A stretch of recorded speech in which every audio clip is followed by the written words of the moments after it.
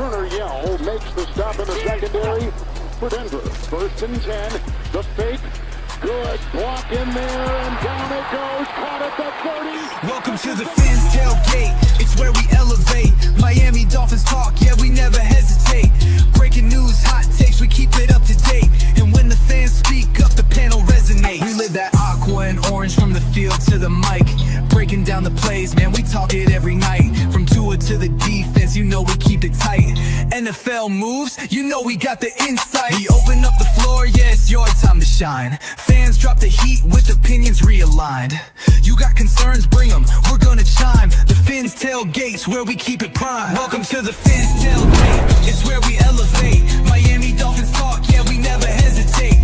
Breaking news, hot takes, we keep it up to date. And when the fans speak up, the panel resonates. The NFL's changing, but we stay on the grind. Latest breaking stories, we don't waste no time. From the trades to the rumors, we make them all align. At the Fins Tailgate, we always on the climb. We're repping the Dolphins, but it's NFL wide. From South Beach to the league, we keep it worldwide. Got the fans engaged with the energy supplied. Come kick it at the tailgate, we're riding high tide. Welcome to the Fins Tailgate, it's where we elevate. Miami Dolphins talk, yeah, we never hesitate.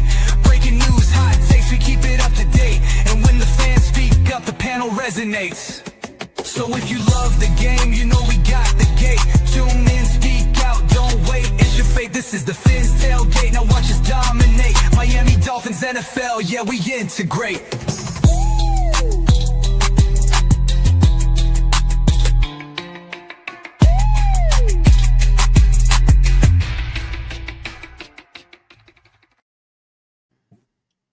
Good evening, everybody, and welcome to WCFL Dolphins Talk. Hope you all are having a wonderful night tonight. I'd like to start off first by sending out prayers to Big E. He's up in the hospital in Pennsylvania, Philadelphia, and he's going to be there a while, battling the Big C. With that being said, we're going to be doing some, on the T.F.T.G., we're going to be doing some fundraisers this year for DCC. And we'll have some stuff to raffle off as well. Yeah, we talked about that personally, you and I. We're going to – I mean, you've been doing the DCC with the West Coast Fin Fan Club for a minute now.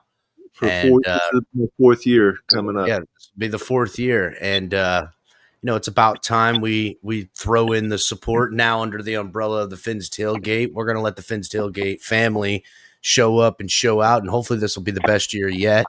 And we're gonna pump it from now until the off season when the whole thing goes down. So hopefully it'll accumulate to quite a bit. We can get a nice, good donation with the West Coast and T.F.T.G. Doing their part to help things out. And shout out to Big E and his family. We friend of the program, friend of the community, friend of everybody. And if you're not his friend, that's on you, dog. You know what I'm saying? Yeah. That's on you. I get it. Not everybody likes me, but everybody's got to like a guy. It's like Dudley Do-Wrong. I just had a show with him. These are just some people that are a minute to that. Yeah, there's just some people that, if you don't like everybody, I get it, but I think we all agree that there's some people that maybe they're not your cup of tea, but the dislike. Yeah. What the heck? Well, listen, if you don't like Big E, you've never had a conversation with him. You've never sat down and talked to the man. You never spent any time with him. Yeah. Because I've spent quite a bit of time with him, whether Hard Rock, Baltimore, we stood next to each other, the game that Chubb busted his knee up, and I mean we had a great time, even though we got killed in that game. We were watching the game and seeing things and talking to each other, and if you don't like Big E, that means you've never actually sat there and talked to that man. And I get it. I'm sure there's plenty of people that say they don't like him, but it's because it's rooted in, some other things. There's envy involved. That's on the internet, especially. There's a lot of envy. People think that, something was handed to you. Jealousy.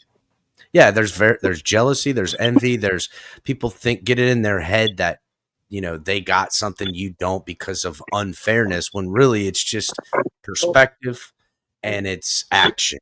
And that's it. You have the right perspective and you have the right actions. More often than not, people are going to figure you out. Even though, like myself, I mean, I get myself in hot water all the time, boys. I don't know if you guys know this. I'm in hot water on YouTube right now and on Dolphins Twitter right now. There's like a whole subsect of Dolphins Twitter that is trying to band together to get rid of me because I'm just too funny for them. That's pretty much what it comes down to. I'm just too cool, too funny, I'm too good looking, and they can't understand it, and that's on them. And then the Dolphins YouTube end side, that stems from a little bit of stuff we had on Late Night Exhale, and Pete, Pete right now is calling out the tailgate right now. He's saying, we're the two in ears, that we're the gatekeepers, and we've changed up on him. Yeah, I heard a little bit about that today. Yeah. Meanwhile, I tried to go on his show and he kicked me out the back. He didn't even let me come up. He's gatekeeping me, saying we gatekeep. I don't know if any gatekeeping we do around here. The only thing we won't tolerate is where the line stands. There's two lines. Number one, there's the YouTube, like, you can't do and say certain things. And honestly, that's for the best, because that's closely in line with the same line we have in society, right? And that's pretty easy to say. That's the only line we hard draw. If you're going to be hateful and you're going to be, nasty, or you're just going to be a complete asshole, that's not cool, But if you're here to have a good time, you can even be mad. You can motherfuck all of us. We can yell at everything, but we're not going to have some of that other stuff that is pretty easy to identify that is not the right stuff for any realm, much less this. So, we need to say some prayers for our Dolphins too. Too many people getting hurt out there already.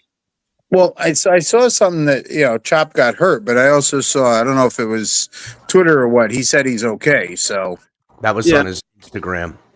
Yeah. That was on, it's nice to hear, but it just, in the meantime, you're just holding your breath, hoping no one else gets seriously hurt or anything.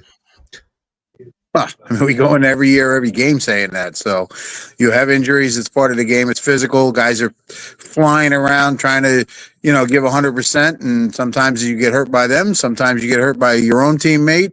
It just happens. It's a physical game. They're all trying to make a name for themselves to get their contract and make the money and play the game they love that they've been playing since they were 4, 5, 6 years old. And, sometimes you're lucky and you can make it a great career and not get hurt. And other guys, they got great potential, but they can't stay out of the trainer's room because they're constantly hurt.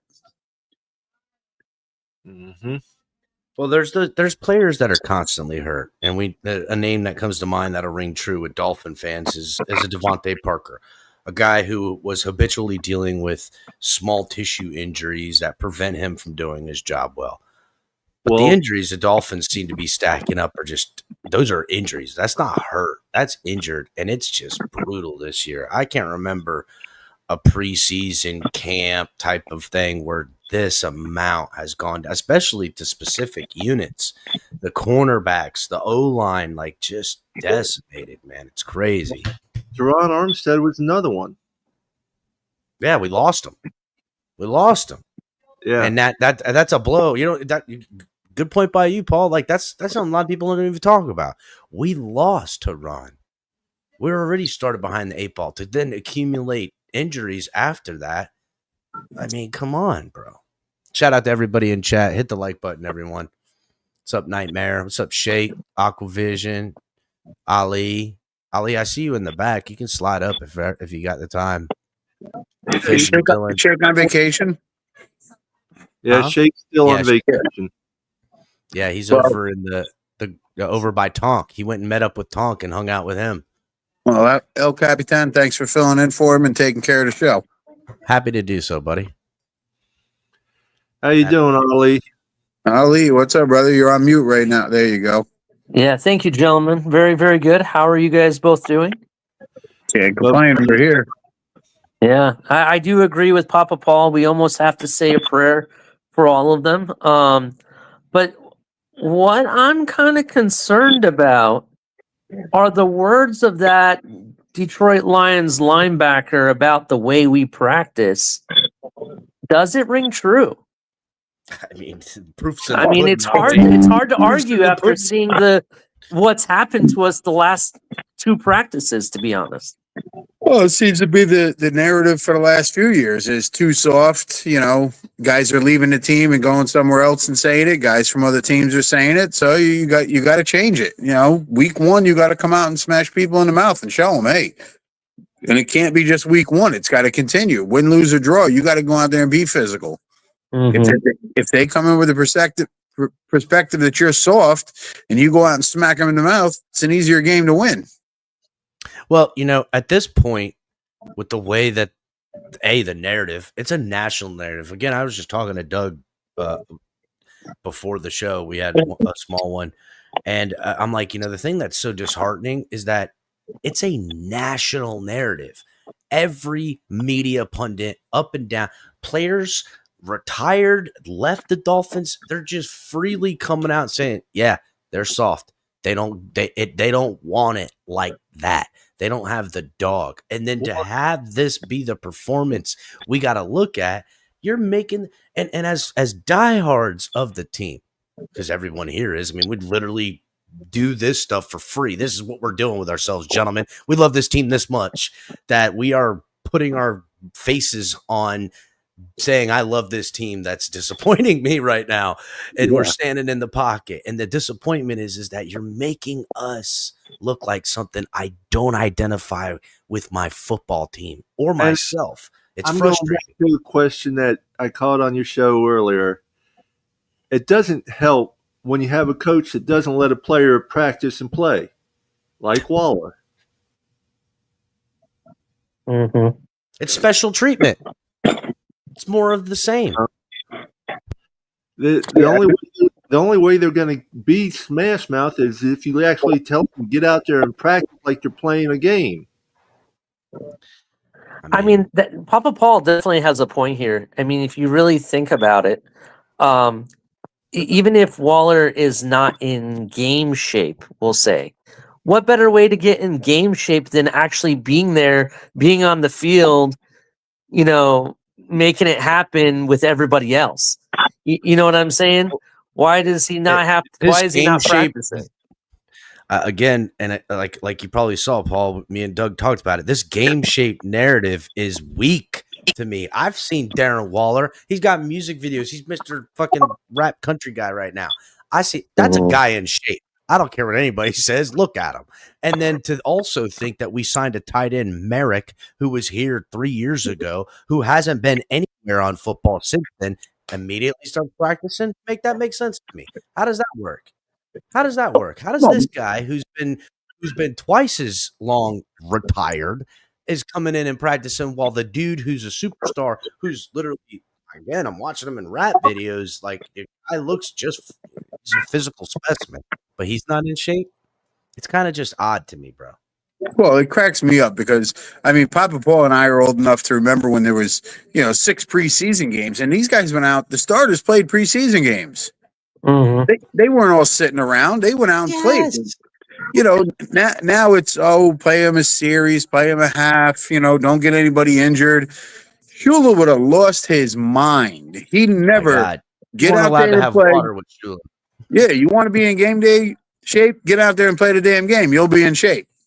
Promise. Bet that. That's exactly what I was going with.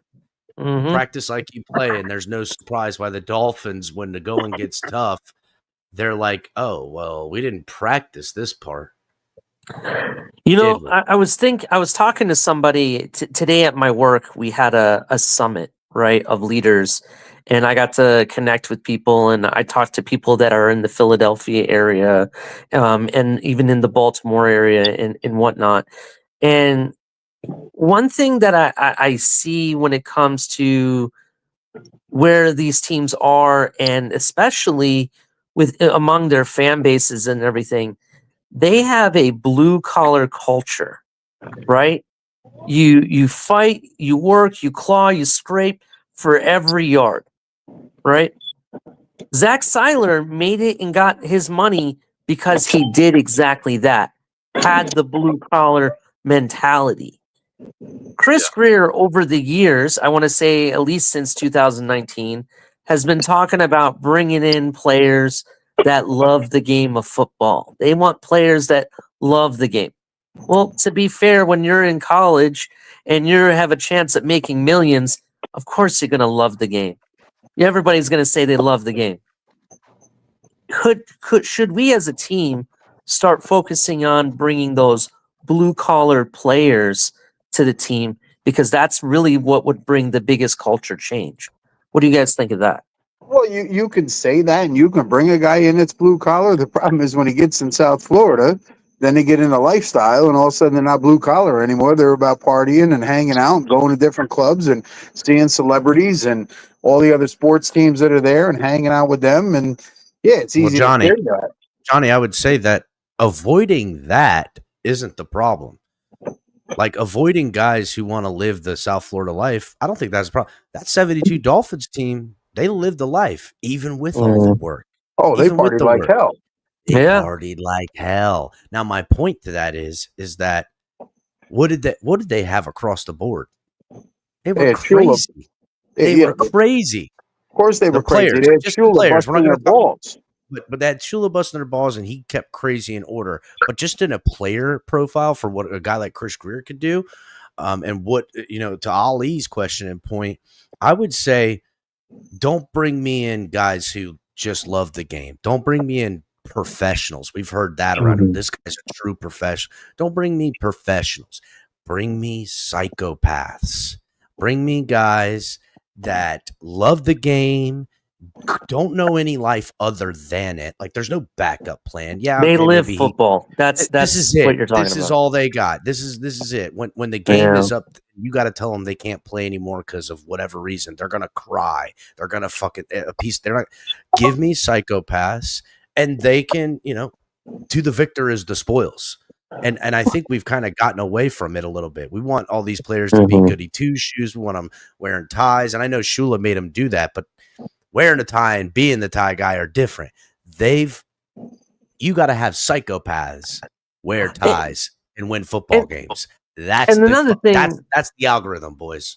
And the other thing, to Johnny's point about players, it's fine, all dandy that they are blue collar players, but then they come here and they want to live the lifestyle. Zach Seiler came here and he still lived the blue collar lifestyle. If you guys don't know this, the first contract he was on, he wasn't living in some condo or some rented house. He was living in his fifth wheel. He had a fifth wheel trailer he was living in. Happy right? as a mud, too. So I remember. not everybody, I don't believe everybody that has a blue collar mentality would come in here and want to go partying and stuff like that, because I don't see Zach Seiler doing that. So that's just my opinion, Johnny. But I respect what you're saying. All of them. Not all of them will. No, I mean you got the guys that have the discipline and the fortitude and say, hey, I'm here for one thing and one thing only. Then you have the guys who fall into the trap of, I get to hang out with rappers and guys from other sports, and it takes away from their motivation and their football, because it's more important to, let's get through this game so I can go out tonight and hang out with a bunch of guys. I hear those problems too. Taylor is going to be one of these guys that he'll be 10 years retired and still have plenty of money just by the way he lives. He's 100%. 100%. He's not going out there blowing his money as soon as he gets it, like a lot of these players do. Yeah, I think, and also he's making investments in the things that he knows. He's got that hunting camp up there in Central Florida, out by south, about an hour south of Orlando. So he's got a ranch too, doesn't he? Yeah, I think he has a ranch now too. Right. Yeah, it's a whole setup out there. They do these hunting trail ranches, cabins. They have the whole thing set up. I looked into it. So, because my boy's turning 13, it's about time he hunted. We're not a big hunting family, but it is something to know and understand it as a person and a human of this earth, and to do something like that. I think it's something everybody should do at least once. It's not necessarily something you killed my first buck when I was 10 years old. Yeah, so something you should do. Everyone should. You should understand it, have respect for it, understand what it gave for you. I think that's important. And Zach Seiler has that going for him too. So I think he'll be fine. And I understand, if you gave me 53 Zach Seilers mentality, work ethic kind of player, we would have a hell of a football team. But I don't think you can't build a football team like that, as you know. You have to have this multiple personality machine that they build a bond. And even the one that they don't that isn't really vibing with whatever type of stuff, the outcast, at least on the field amongst each other, there's an understanding. There's a communication. There's a, I might be straight laced and not say a cuss word and live this way. While the other guy on the aisle might, have two girlfriends and his wife is in the locker right outside the locker room beating him up and serving them divorce papers. Like we've got from one crazy thing to another as far as personality types. But when they're sitting next to each other in the locker room and it's football business time, this is where my life is most important in this moment as a football player. And there's tons of teams that those types of people are on, and they figure it out because there's a leadership, there's an idea, and there's a pecking order, and everyone's, there takes some accountability, but there's also some selflessness in there as well. You got to sacrifice. It takes so much just to win a game, much less win a Super Bowl. I got a little question. Maybe y'all know. Now, I guess they're doing another joint practice with the Detroit Lions tomorrow. Yes. From what I heard, there's only 3 joint practices, so I guess the one with Jacksonville is going to be canceled. Why would it be canceled? No. I heard they're only allowed 3 joint practices, is what I heard someone saying. I don't know. I'm pretty sure the Jets are coming to Miami for a joint practice. No, the Jaguars are. That's what I mean, Jags. That's what I meant to say, Jags. Yeah, the Jaguars are coming. No, they're coming. Okay. I don't think. I think what it is on the road. Well, obviously there's only 3 because there's only 3 preseason games. No, they had one joint practice, and then this will be 2 with the Lions, is what Paul said, and then they're going to have another one with the Jags, so that would be a 4 total practices. I don't know. Now that you say that, Papa Paul, I'm going to look that up. Look that up, Ali, because that's actually a really good question. Is there a limit to how many joint practices you can have? Now, what's your thought on Cam Smith now that he's finally, after 2+ years, able to practice with the team? I'm not holding my breath, is what I think. Yeah. I'm not. I don't know if this kid gets it. I don't know if he wants it. I don't know anything about it. I can answer. I do know that when I scouted him coming out of college and I looked at him, I said, here's a guy that has all the physical tools in every which way, and he is literally making a living off of having these tools. Can he get this right and get in the books and understand how to play? Because on an island, when I watched him out of zone, he wasn't that good. When he was man-to-man, he was fine because he was just fighting the wide receiver for the ball, and he had the talent. He's got the speed. He's got the closing speed. He's got the tackle ability. He's got, all these natural gifts, and I've seen kids like this my whole life playing football. They come out there, they're bigger, they're stronger, they're faster. They have some form of physical attribute that allows the game to come easy for them, and they don't work hard enough. And the ones that work harder, that have less, are beating them. And the ones that work hard for what they need and want to get, go against someone that's living on pure talent, they'll win every time because the pure talent guys are like, this has been easy up to this point. Why is this so hard? I should be killing this guy. I should be, this guy's too small or too slow or whatever, but he won't get off. They're the ones that lose their temper. And that was what I was worried about with Cam Smith. It was my original take. And until I see otherwise, till I see a mentality change, I don't know what to say.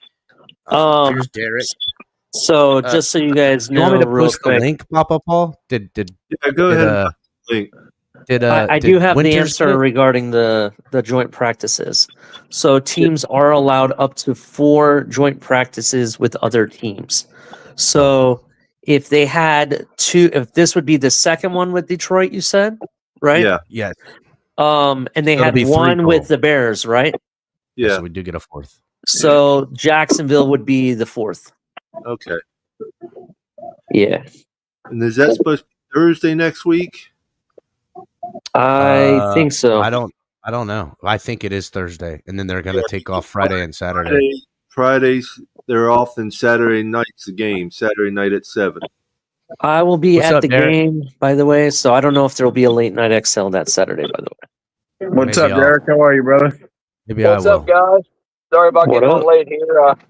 Boy had his thing at JU today, and then I wanted to hit the gym. You know what I mean? So had to get I some hear stress. that. Okay. It's leg day. I missed leg day yesterday. Gotta make up for it. Now they hurt. I've been throwing legs in on just adding it to the routine, and it's been killing me. You know, just killing me. Legs, back, chest, everything. All I go to the gym for like 2 hours at a time, man. Yeah, So, same here. Then I Yeah, just myrtleize it, and it's fucking killing me.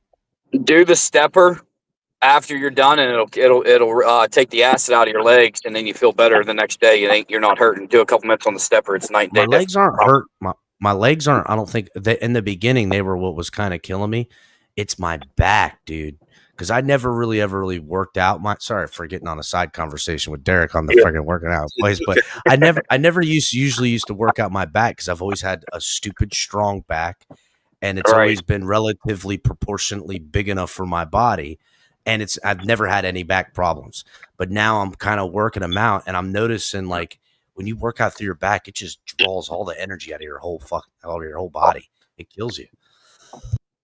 Yeah, I do a lot of lower back injury ever since I rolled a 4-wheeler real bad and compressed some vertebrae. But yeah, just do a lower stuff. But yeah, it's I mean, I've had to strengthen the lower back, the upper back strong. But guys, I don't know if like with the joint practice and stuff, I had high hopes for our cornerback there. But my goodness, did Jack Jones get absolutely destroyed? Yeah, If Greer and McDaniels didn't see that we need a cornerback, it definitely told us today. I don't care if it's just practice or not, but Amon St. Brown made Jack Jones look like he was like in high school. Like that was pathetic. We're in trouble. Amon St. Brown is legit, though, so you Well, I have to take that into effect. It's not like he's a tier 2 wide receiver. I mean, to be honest, he's a tier 1 wide receiver in my book, to be honest. That's how I rate him. Yeah, but you're Right. going to go against these guys every week. So, I mean, you got to have guys that can go out there and cover. Yeah. Even That's the best corners get burned. Even the best corners give up a play. But, you know, you got to have a guy who can go out there week in and week out. And I don't care if it's, you know, every team has a number 1. They have a number 2. You got to be able to go out there and cover. Well, you got to think, too. You got to think. We're going against the Steelers, DK Metcalf. You're going against the Bengals this coming year. You got Jamar Chase and T. Higgins. You got the Ravens. You got the Ravens this year. We are totally going to get our asses handed to us in the back. I don't care. Mika can't be all over that field, and you can only double cover somebody, and that's going to leave somebody open. Greer better spend the money, or we're in trouble. I don't care how tight. I know it's just practice. Maybe they'll figure something out. But to get handled, don't get me wrong, Amon St. Brown is a dog. He is great. But can you imagine what Jamar Chase or DK Metcalf or somebody's going to do to Jack Jones or one of them? Like, come on now. Like, it's going to be bad. Derek, what have I been saying all off season? We're worried about the bag. You said 5-12. Wait and see. Well, I'm telling you right now, and Campbell probably had them guys hyped up. They never gave him the job. He's you know what I mean. Them guys are playing like we are soft. They don't want to hear that we're soft, but they are soft. They're soft as hell. Until they change it, until otherwise, I was hoping for this to change and happen, but I mean, it's only a practice. Give it time. Maybe these guys are slacking off and this and that, but if you're slacking off in practice, you're going to slack off on the games. Oh, you slack off in practice, you don't make the damn team. Right. At first, I thought 23 was the rookie Dante Trader, and then I looked it up and I was like, oh, no, that's the guy we had high hopes for. And I'm like, well, I mean, for Jack Jones, I thought he was going to be decent, but I mean, I don't know. I only seen a couple of highlights. I just had turned off because I was so disgusted. Ollie, do you know I Trader had a good day? Do you know if that's so? Oh, I have. To be honest, I've been at work all day, so I did not get to see if he did or not. I will comment real quick what you asked about Cam Smith. Yeah. I'm sorry, but the 2 practices I saw of him, I was close to running to Greyhound and buying his ticket myself, to be honest. It's that bad, to be honest. He's lost. I don't know what happened. The first week of training camp, his rookie season, he looked so good. And something happened, and his confidence, his drive, his mojo, everything is gone. And I don't know where it went and why he hasn't been able to find it in 2 seasons. So I don't know what's going on, to be honest. That's what gets me. These, and maybe it's just me, these guys talk about they lost their confidence or something. I mean, you made the NFL. That should give you confidence enough right there that you're good. You made the NFL. Why don't you think you're good? Not everybody makes the NFL. It's the same thing I say all the time. Some of these guys transfer very easily from college to the pros, and other guys struggle. They don't realize that when they get there, they're playing top-notch guys every day, every week. And that's why you have NFL busts. That's why everybody that's drafted doesn't make a team. That's why undrafted free agents can come in and make a team because they got more heart. They'll study harder. They'll ask more questions. So it's the draft is the draft. It's a crapshoot. Listen, there's been number 1 overall picks, number 2 picks, number 3, all the way down the line that have been NFL busts. So And it then is what it is. It doesn't necessarily transfer. You could be great in college. There's plenty of kids that are great in high school. They get to college and they're just an average player. yeah, when me and Papa Paul were definitely at training camp, Papa Paul definitely probably agree with me. Cam Smith walked around the first day. His body language was horrendous. And then the second practice day we were there, he was on the sidelines, not even dressed. So I don't know. I had high hopes on him, but then I don't know what happened. But they need to write some check. Greer needs to write a check and get another veteran in there. You can even have half the team or half the defensive line unblocked. He got burnt so bad today, Jack Jones did. You could have an all-out blitz with only 5 guys there, and he could still dump it off. He was beating him off the line in the first 2 steps. A quarterback's still going to be able to launch that or to even throw a slant and get burnt. I don't think he got burnt as bad as the guy that was trying to cover Stephon Diggs. If you haven't seen that video. Yeah. Oh, yeah. I seen that. That was bad too. And the scary part is these big primetime games. We're going against some serious top. All the games that we're playing this year, we're going against top 10 or better receivers. At least 3/4 of them, I would say. And then you got to factor in a lot of these teams have pretty good tight ends, and Yeah, and we still don't have the best of tight ends. Yeah, I McDaniels, I just don't. I think he gets fired before week 5. I see it happening unless he figures it out. It's not looking good, but we'll find out week 1. I mean, I don't know if he'll get fired by week 5, but if we start off at go 4-5 or 4-6, they'll definitely be looking at probably chopping them then. well, if we go 0-3 or 1-2 right away in the division, I don't know. You may have to do some change and keep Weaver in there. We got to do something. I just hope it's just practice, but practice makes perfect. And if you're slacking in practice, you're going to slack in the game. And then, too, I mean, seeing Chop go down and pull the card out, could that have really affected them guys? It happened. From what I was reading, it said it happened right at the very beginning of practice. And then them guys seeing they got hurt, it's hard to play after you see one of your good teammates that's young and, up and coming, that takes the mojo out of it, Yeah, but it shouldn't, because now you should be more motivated to go out there and play better because you're missing one of your guys. Yeah, but you got to, I mean, it's tough. I mean, I'm not in their shoes, so it's kind of hard to judge, you know what I mean? But I know when I played ball, when I seen one of my buddies break his leg, you know what I mean? It took the mojo out a little bit, oh my goodness. But then I still wanted to play hard for him, but we're in a whole different, we're comparing apples and oranges with me playing football to the NFL. hit back. I do understand where you're coming from, and I'll give two examples of why I think that could be an issue, but I think it depends on the severity of what the injury is. Because like if you think about it, you look at DeMar Hamlin, for example, what happened with the Buffalo Bills. Yeah, that was so serious. I personally would not have wanted to play after witnessing that, right? And I'll go to another sport. There was I want to say it was the European Championship of soccer in UEFA, which is in Europe, and there was a player. I want to say he played for Wales or Germany, one of the teams there, right? And on the field, he just fell to the ground, and it got to a point where they had to start doing CPR on him and everything on the field. And yeah, I would not want to have to play after witnessing something like that. I understand. But if a player, has a leg injury or let's say it's a broken shoulder, something, right? I would definitely want to play harder, right? We got to pick up his slack and go with it. So I definitely agree with that. So I think it depends on the severity of what the injury is. Right. That's just my opinion.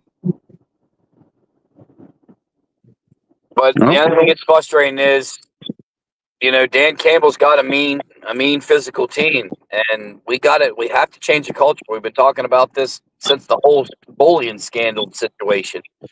We had all these fast guys, and we couldn't do anything ground and pound. We're like the Ferrari that nobody can afford. It's like we got to change. We got to change the narrative, but we just keep talking that we're going to change the narrative, but not putting action into it.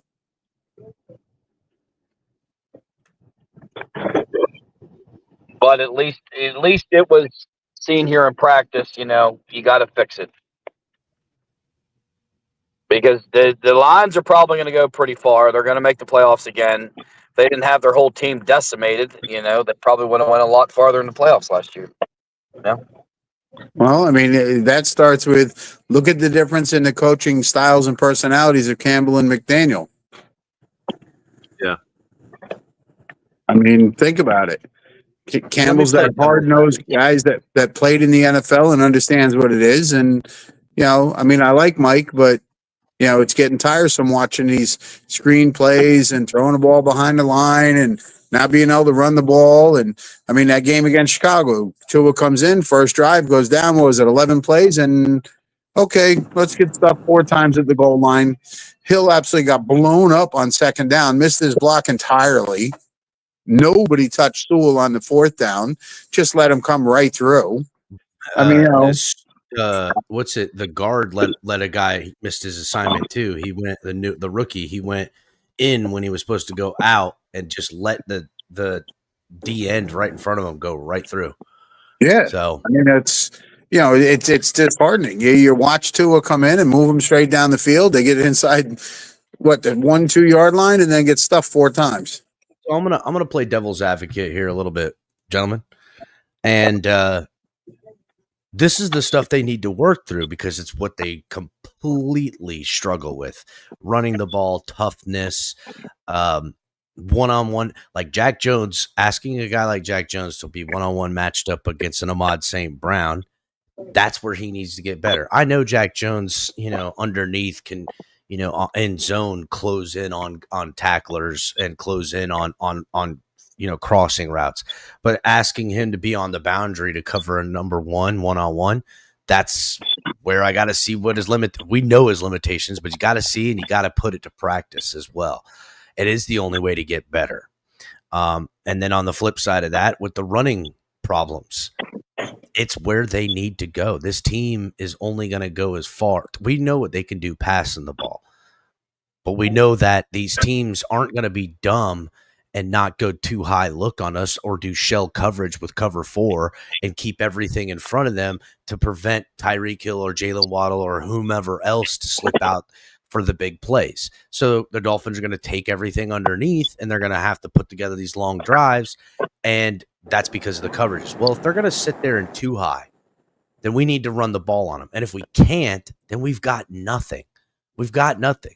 And as soon as those teams go to single high and it's 1st and 10 and they're in single high safety and you're on our side of the 40 heading down that field, this is where you're looking to take a shot at Tyreek Hill. This is where you're looking, all right, I got my 3 best wide receivers. I got my pass catching tight end, and I've got any amount of this type of stuff. I'm going to flex him out, and I'm going to put them in coverages, and they've only got 1 safety, and I caught them in the perfect personnel, and one of these matchups I'm going to like. I know this route concept is working here, that splits coverage where it goes over the top and it has the safety drop in and it leaves the other guy to leak out the back end on the other time. This is the time to do it, and I'm going to check it out of a play action or something like that. That's really what I think they're hoping to achieve, but you're never going to get that level of respect if you can't run the ball. And ultimately, what we saw in the Bears game, they can run the ball, especially with a chain, out of their normal set. The problem is when they're showing their hand and going a 21 personnel or going stacked line, and they know they're running, the defense knows they're running, Miami can't beat them. And that's where the soft narrative sticks. And until you can say, I'm running the ball, I've got my blockers out here. I got my blocking tight end. I've got my blocking wide receivers. I got Waddle off the field. I got Hill off the field. We're coming. Stop it. And you can't get 2 yards. You can't get 3 yards over a couple of tries to get a touchdown. Then you will be a soft football team. That's it.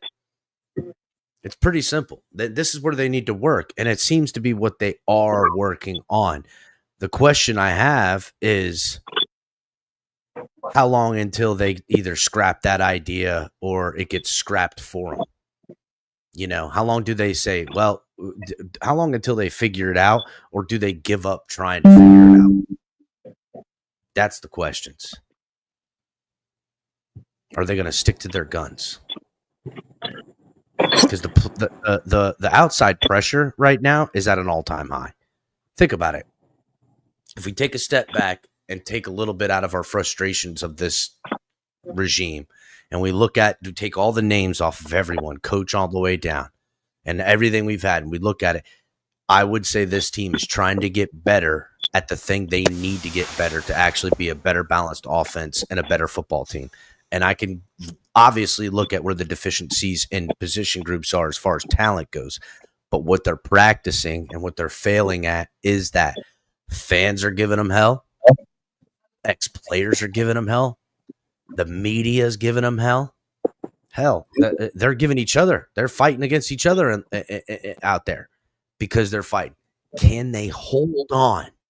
Can they hold on long enough to get it figured out and have something? And then if and when they do, they may have something.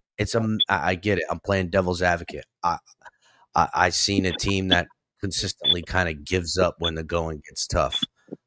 The only thing I could think that could happen different would be that they stick to it, they get it settled, and then now because when you're a football team, and you're a part of any team for that matter, and you all know something about yourselves, whatever it is, we can't throw the ball, we can't run the ball, we can't stop a nosebleed on defense, whatever it is. But that's what you're grinding. That's what you're working out. You're as a team trying to get better, and you fix it. And the pride from taking something that is your weakness and making it, whether it's a strength or not, doesn't matter, but making it something. There's also that mentality that we now overcoming everything when everyone counted us out got this right.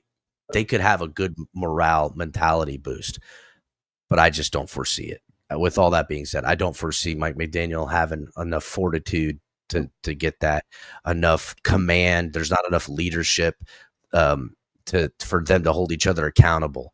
And maybe I'm wrong. Maybe there's some guys around. Maybe Zach Sealer takes a hold of this team. Maybe Jordy Brooks does. Maybe Mike McDaniel finally, does get and stick to his guns. I don't know. All of this could be the makings of what could be positive. Problem is, we've seen this before, and it's only just been exactly what it appears to be. Question for you guys. Do you think it's possible that Mike McDaniels has got Weaver's hand tied and not letting him do a little bit more? Do you think it's a possibility? No, way. no, I don't see that. I think Mike wants to stay away from the defense. He wants, Weaver to be able to do what he does and put guys in positions and make plays and have that front seven do fantastic because, trust me, if we know the back 4 or 5 aren't good, so does Weaver. If we know it sitting here watching just practice and pregame and preseason game, trust me, Weaver knows it too. So he knows that front seven has to be just absolutely phenomenal, whether it's linebackers covering, getting to the quarterback, hitting the gaps, stopping the run because the back 4 or 5 aren't going to do you any good. I don't think McDaniel has much to do with the defense at all.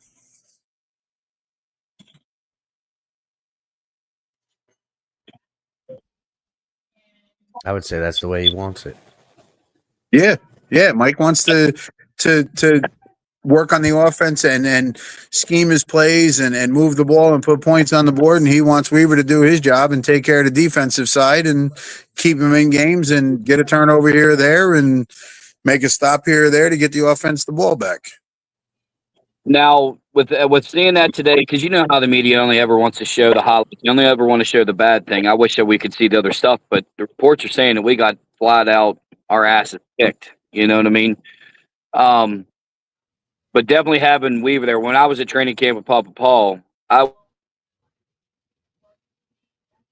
will say that Mika Fitzpatrick was even hitting our offensive guys, even at the very end. Like, we need a dog like that that's going to hopefully help. You know what I mean? So hopefully these guys start fighting with each other and realize that, hey, it's time to put up or shut up, Shout out to Lucon for the $2.99 super sticker.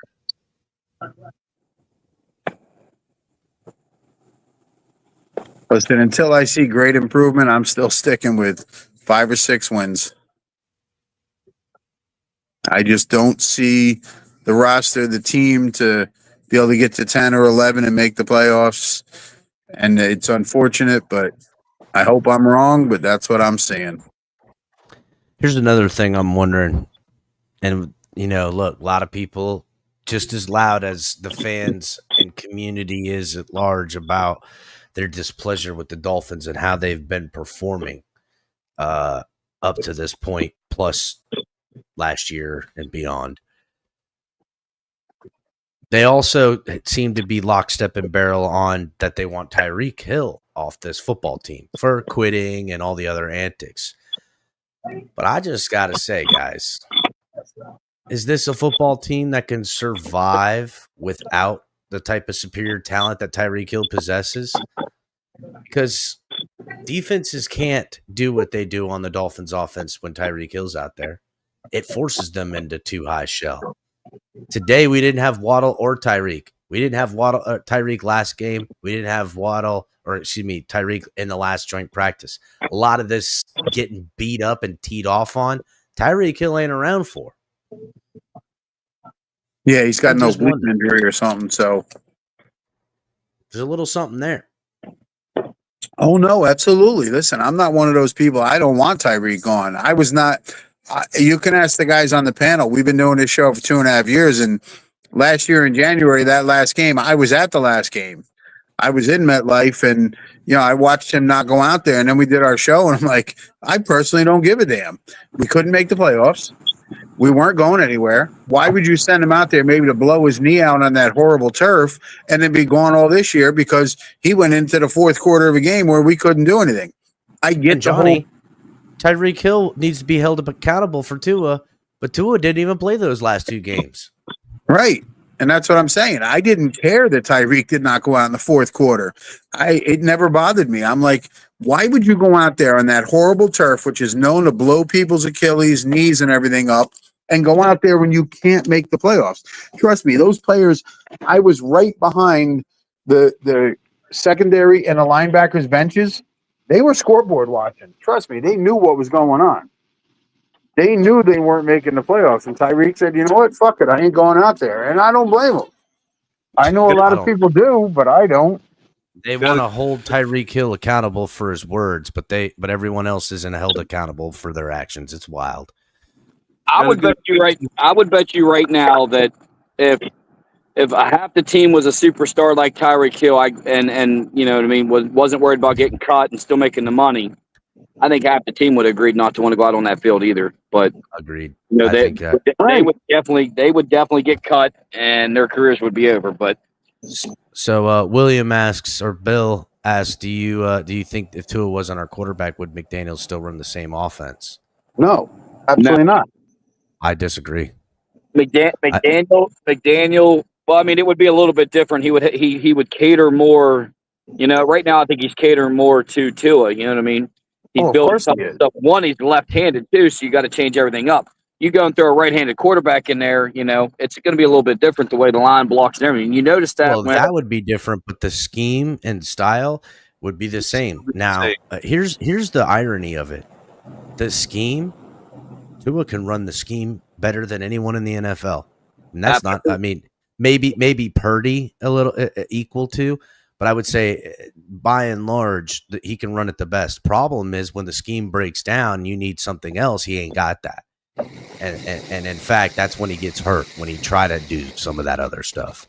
But this scheme is exactly not just what Mike McDaniel wants, but it's what the Dolphins have wanted since Ross bought the team. He's brought Joe Philbin over here to bring it.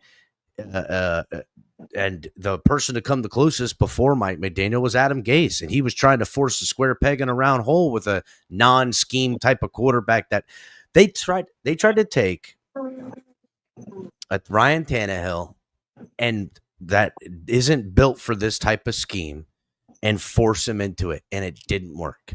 And then it all fell apart. They then got a quarterback perfect for the scheme, then found a perfect coach to coach the scheme. And I'll say this, Mike McDaniel is a better play designer and better understander of this scheme. I would say they're probably equal with the play calling. And Adam Gase probably has them well over timeouts and challenges. But the mega difference is Tua and that whole thing. So to me, they not only is it Mike McDaniel, but whomever else they get, this scheme, this type of football we are seeing will not change until we get a different owner. That's it. I kind of agree with that, but I want to push back on what was said about bringing in a right hand quarterback and that they can't, they got to make adjustments because it's different. Well, I don't think it's much different. Maybe at the line of scrimmage you have to make maybe a slight adjustment, but I don't really believe that a right hand quarterback comes in there and everything is so different. I really don't. I mean, you look at Zach Wilson; he's out there. I've seen him run this scheme. The problem, to be 100% honest, the whole problem, in my opinion, is the scheme itself. This scheme has Achilles heel problems all over the place because it's really designed for a perfect scenario. Anything goes different, some variable will get thrown in. The whole house of cards comes falling down. We've seen this happen over and over again, not just here, right? Go look at the proof in the pudding. How many times does this happen to the 49ers? Let's not forget when the Rams won the Super Bowl, they played the 49ers in the NFC Championship game. What happened? One of their stars went down. The whole thing came crumbling down. Yep. The whole point is that this scheme itself has to be executed so perfectly. There is no room for any change or any what's the word I'm looking for, El Cap? Any type of tactical change if you disrupt anything by half a second or 1 foot or a couple footsteps, it's going to make a major difference because Tua is aiming for that certain spot. But I will fire back on you about the whole line thing. Look on YouTube, watch the 49ers stuff. It's not just the line. The running backs and everybody, when Tua fades to the left, you know what I mean, to do his bootlegs and stuff when he goes out, look at the difference. The line start with the lines change their feet. They go a different direction. Everything is 100. Everything is a 180 completely difference. Look at your running backs and your fullback. They all go opposite directions. If you break it down, it's like It's definitely a major. It looks to us, it looks different. I mean, it doesn't look like much, but that technique. Why these guys, if they would go anywhere else, are going to struggle at first to get back into the routine of a right-handed quarterback. The Oh, sure, technique is because completely different. absolutely, I agree with you because when you have a left-handed quarterback and then you switch to a right-handed, the entire offensive line has to adjust and flop everything from one side to the other because it's a different position guarding the blind side. It's a different way you're running the play. Instead of going left, you're going right. Instead of going right, you're going left. I mean, it does make a difference. But our biggest problem there is McDaniel doesn't change the playbook when Tua's not in. He's still trying to call the same plays for guys that don't have the accuracy that Tua has, that don't have the timing that Tua has, that haven't practiced as much as Tua has. Yeah, So McDaniel, look at the footwork when they brought in the ex-Raven guy and the Brown guy. Look at the line. The line never changed their technique because you can't just change your technique in the middle of a season because your quarterback got hurt. You know, that's like trying to go to the gym and your form, and you change your form because you want to do something different in the middle that you've been doing for 6 months, and then try to go benching heavy and change your form. It just isn't going to work. It's why Tyler Huntley struggled. It's why Skylar Thompkins, struggled. I mean, they both weren't very good quarterbacks, but when you're changing all your techniques up, and then they're still running the same technique as like for a left-handed quarterback, it's already putting you in the negative. Or, I don't know the wording I'm trying to think of. It already put you behind the 8 ball already with your technique, No, I agree. It's Jew. How you doing, Chef Jew out there? Chef Jew. What's up, brother? How are you? Some of that cheesecake. I'll be getting it soon. I'm going to order it with Mhm. Papa Paul. He's got the good stuff. You should try his cupcakes, man. Oh, Yeah, I'm telling all of you, it. I'm fat. I like sweet treats, so I'm good. So I had to hit the gym so I could come get this extra sweet treat later in I'm the saying, buddy, trying to stay away, but it's too good. I like those. I like to call them old lady cookies. You know what I'm saying? Like those. Old lady They got like powdered cookies. sugar. Like that's what I like. Old lady cookies. Wild to say. To say it out loud. You got anything else, Papa Paul? How much longer do you want to kick it? No, I think we're good for tonight, Cap. Well, I think it was good. Are we doing Club Exhale this Saturday? Ali? This Saturday, probably the 23rd. No. Okay. Well, I just making sure. Like we're gonna get back to Club Exhale. It's gonna be back to having a good time. Yeah, I don't want none of what we happened last week. To be honest, exactly. I really don't. Yeah. I mean, listen, that's part of it, Ali. But I believe this Saturday you have Shake in the wrestling podcast. Yes, definitely. Yeah, you'll do that. The wrestling podcast. I think Shake. I don't think he's doing it because he's on vacation. So I don't know if he'll get a drive time on Friday.